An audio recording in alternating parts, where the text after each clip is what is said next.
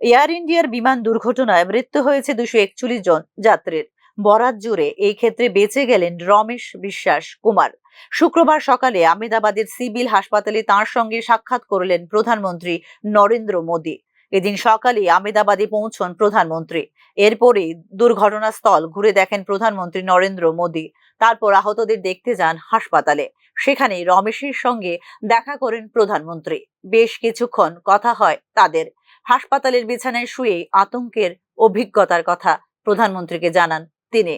বছর 38-এর রমেশ ভারতীয় বংশোদ্ভূত ব্রিটিশ নাগরিক।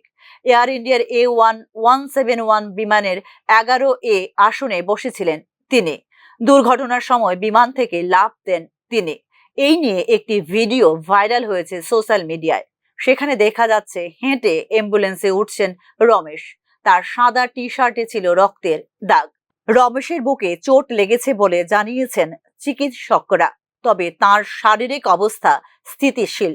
টেক অফের 30 সেকেন্ড পরে বিকট শব্দ হয়, তারপরে বিমান আছড়ে পড়ে। দেখি চারদিকে মৃতদেহ ছড়িয়ে ছিটিয়ে রয়েছে। আমি ভয়ে ছুটতে শুরু করি বলে জানিয়েছেন তিনি।